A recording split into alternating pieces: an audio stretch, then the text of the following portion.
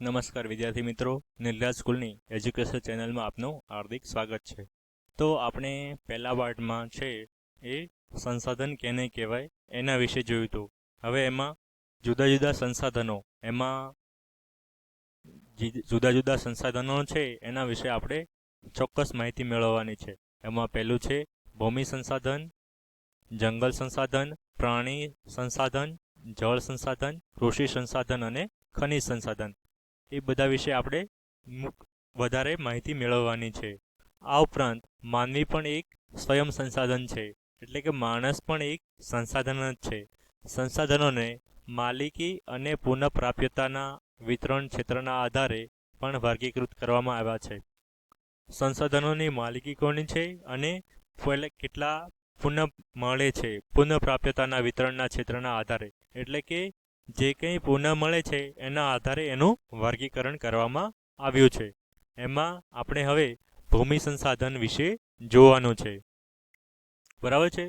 એમાં પહેલું જમીન નિર્માણ. પહેલો ટોપિક છે જમીન નિર્માણ. તો કે જમીનનું નિર્માણ કેવી રીતે થયું એ જોવાનું છે. બરાબર છે. તો જમીન કેને કહેવાય? તો કે પૃથ્વીનું સપાટીનું ઉપલું પડ છે, ઉપલો પોપડો છે, એને શું કહેવાય? જમીન. જુઓ, એમાં સામાન્ય રીતે ભૂસપાટીનું ઉપલું પડ જેમાં વનસ્પતિ ઉગે છે તેને આપણે જમીન કહીએ છીએ. પૃથ્વીની ઉપરની સપાટી છે જેમાં વનસ્પતિઓ ઉગે છે એને શું કહેવાય? જમીન. જમીન પૃથ્વીના પોપડા પરના અનેકવિધ કણોનું બનેલું એક પડ છે. પડ એટલે સ્તર.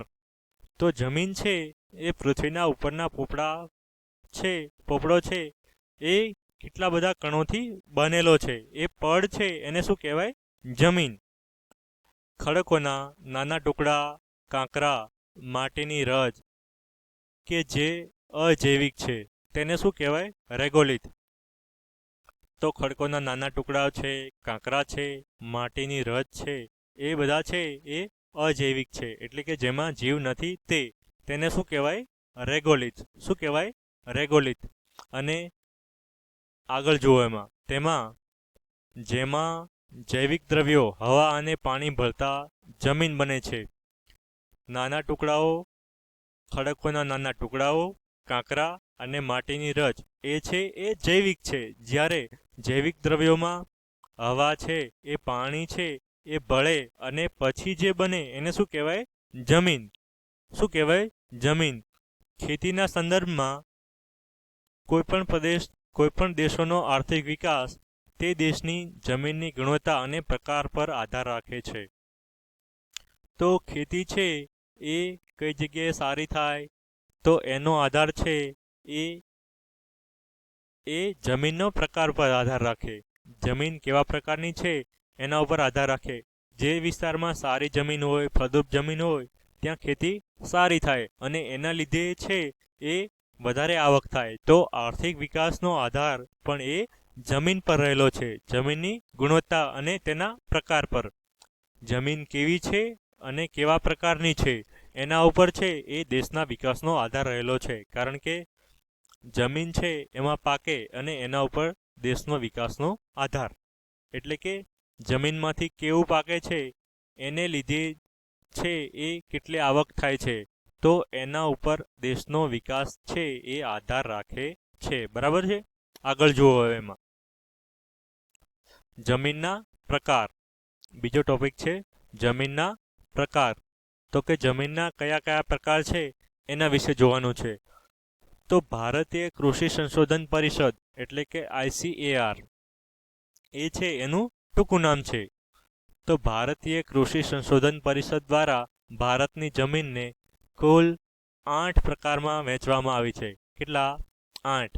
જમીનને છે એ કુલ 8 પ્રકારમાં વહેંચવામાં આવી છે. કોના દ્વારા? તો કે ભારતીય કૃષિ સંશોધન પરિષદ દ્વારા. બરાબર છે. તો આ જમીનના 8 પ્રકાર કયા કયા છે? તો એમાં જોઈએ તો પહેલું છે કાપની જમીન, રાતી અને લાલ જમીન. પહેલું છે કાપની જમીન, બીજી રાતી અથવા લાલ જમીન, અને ત્રીજું છે કાળી જમીન, લેટેરાઇટ જમીન, રણ પ્રકારની જમીન, પર્વતીય જમીન અને જંગલ પ્રકારની જમીન, અને 8મો પ્રકાર છે દલદલ પ્રકારની જમીન. આ છે એ જમીનના પ્રકાર છે. બરાબર છે. હવે આગળ જુઓ એમાં જમીનનું ધોવાણ અને સંરક્ષણ. તો જમીનનું ધોવાણ છે એ કેવી રીતે અટકાવવું જોઈએ અને જમીનનું સંરક્ષણ કેવી રીતે કરવું જોઈએ એ જોવાનું છે. તો જમીનનું ધોવાણ છે એ ગતિશીલ પાણી અને હવા દ્વારા થાય છે. જમીનનું ધોવાણ એ ગતિશીલ પાણી અને હવા દ્વારા થાય છે. આપણે બધા જાણીએ જ છીએ અને આગળ આપણે જોયેલું પણ છે કે પાણી છે એ એની સાથે જમીન ઢસડાય અને એક જગ્યાએથી બીજી જગ્યાએ જાય એટલે કે ધોવાણ થાય. અને હવા દ્વારા પણ જમીનના કણો છે એ એક જગ્યાએથી ઉડી અને બીજી જગ્યાએ થાય.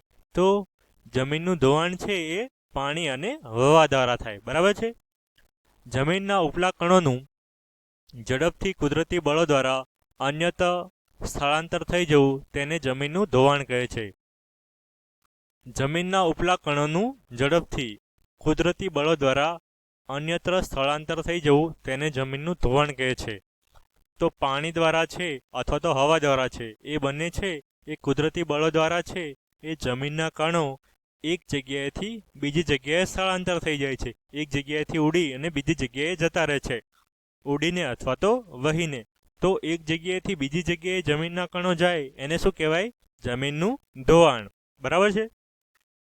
આવું થવાથી જમીન ખેતીની ઉપજમાં ઘટાડો થાય છે એટલે તે અટકાવવું જોઈએ. તો જમીનના ઉપલા કણો છે એક જગ્યાએથી બીજી જગ્યાએ સ્થળાંતર થઈ જાય અને તેથી ખેતીની ઉપજમાં ઘટાડો થઈ જાય. કારણ કે ફળદ્રુપ કણો છે ઉપરનો ભાગ છે એ એક જગ્યાએથી બીજી જગ્યાએ જતો રહે તો એ જમીનમાં ફળદ્રુપ કણો એ બીજી જગ્યાએ જતા રહ્યા તો તેના કારણે છે એ તેની ઉપજમાં ઘટાડો થાય છે. એટલા માટે છે એ તે અટકાવવું જોઈએ. બરાબર. આગળ જુઓ જમીન ધોવાણ અટકાવવાના ઉપાયો. તો જમીન ધોવાણ છે એ કેવી રીતે અટકાવવું જોઈએ? પડતર જમીનોમાં વૃક્ષોનું વાવેતર કરવું જોઈએ. જ્યાં ઢોળાવાળી જમીન છે ત્યાં પગથિયા પદ્ધતિથી ખેતી કરવી જોઈએ. આડબંધ બાંધવા જોઈએ. જમીન પર ચરાણ પ્રવૃત્તિમાં નિયંત્રણ લાવવું જોઈએ. પડતર જમીન એટલે કે જે જમીન છે એ ઉપયોગમાં નથી લેવાતી એ જમીનનું છે એ વૃક્ષોનું વાવેતર કરવું જોઈએ. એવી જમીન ઉપર વૃક્ષોનું વાવેતર કરવું જોઈએ. અને જ્યાં ઢોળાવવાળી જમીન છે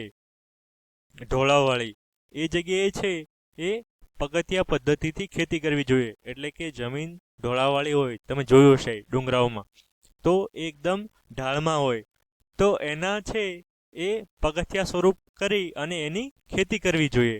જેથી છે એ જમીનનું ધોવાણ અટકાવી શકાય. અને આડબંધ બાંધવા જોઈએ. એટલે કે જમીન ધોવાણ થતું હોય તો ત્યાં આડબંધ બાંધવા જોઈએ. તમે જોયું હશે ડુંગરાઓમાં કેટલીક જગ્યાએ ચોકડીઓ બનાવી અને પાણીનું ધોવાણ છે એ અટકાવવામાં આવતું હોય છે. આ ઉપરાંત આગળ છે એ જોઈએ તો જમીન પર ચરાણ પ્રવૃત્તિઓમાં નિયંત્રણ લાવવું જોઈએ. તો પશુઓ છે એ ચરતા હોય એના કારણે છે એ જમીનનું છે એ ધીમે ધીમે પશુઓ ચરતા હોય એના કારણે પગથી થોડી જમીન છે એ ડુંગરથી છૂટી થઈ જાય અને એના કારણે છે એ વરસાદ વખતે એ જમીનનું પાણી સાથે ધોવાણ થઈ જાય. તો એટલા માટે જમીન પર ચરાણ પ્રવૃત્તિઓનું નિયંત્રણમાં રાખવું જોઈએ. બરાબર છે. આગળ જોઈએ હવે ભૂમિ સંરક્ષણ. તો ભૂમિનું સંરક્ષણ કેવી રીતે કરવું એ. ભૂમિ સંરક્ષણ એટલે જમીનનું ધોવાણ રોકીને જમીનની ગુણવત્તા જાળવવી. તો ભૂમિનું સંરક્ષણ કેવી રીતે કરવું? તો કે તેનું ધોવાણ અટકાવવું અને તેમની ગુણવત્તા જાળવવી. જમીનની ગુણવત્તા જાળવવી. નદીના કોતરો અને પહાડી ઢોળાવો પર વૃક્ષો ઉછેરવા જોઈએ. નદીના કોતર અને પહાડી ઢોળાવો પર એટલે કે જે જગ્યાએ નદી દ્વારા ધોવાણ થતું હોય એ વિસ્તારમાં વૃક્ષો વાવવા જોઈએ. અને જે જગ્યાએ ઢોળાવવાળો વિસ્તાર હોય, પહાડી વિસ્તાર હોય તો એ જગ્યાએ વૃક્ષો વાવવા જોઈએ. જેથી પાણી દ્વારા જમીનનું ધોવાણ અટકાવી શકાય. રણની નજીકના ક્ષેત્રોમાં વાતા પવનોને રોકવા વૃક્ષોની હારમાળા ઉગાડવી જોઈએ. રણ વિસ્તાર છે એ વિસ્તારમાંથી વાતાવરણો છે એ ધીમે ધીમે રેતી છે એ આગળના વિસ્તાર ઉપર ફેલાવાય છે. તો એના માટે એ વસ્તુ અટકાવવા માટે છે એ રણની નજીક છે એ વૃક્ષોની હારમાળા ઉગાડવી જોઈએ. બરાબર છે. અનિયંત્રિત ચરણને અટકાવવું જોઈએ. ફળદ્રુપતા ગુમાવી બેઠેલી જમીનમાં પુનઃ સેન્દ્રિય પદાર્થોનું ઉમેરણ કરવું જોઈએ. આમાં સૌએ સાથે મળી અને પ્રયાસો કરવા જોઈએ. જે જમીન છે એ ફળદ્રુપતા ગુમાવી દીધેલી છે એમાં સેન્દ્રિય પદાર્થોનું ઉમેરવા જોઈએ. અને ચરાણ છે અનિયંત્રિત ચરાણ એટલે કે જેના ઉપર કોઈ નિયંત્રણ નથી એવા ચરણને અટકાવવું જોઈએ. બરાબર છે. તો આ ભાગમાં આપણે અહીંયા આટલું સુધી રાખીએ. આગળના પાર્ટમાં જળ સંસાધન વિશે અને એમના આગળનો ભાગ જોઈશું. બરાબર છે. Thank you.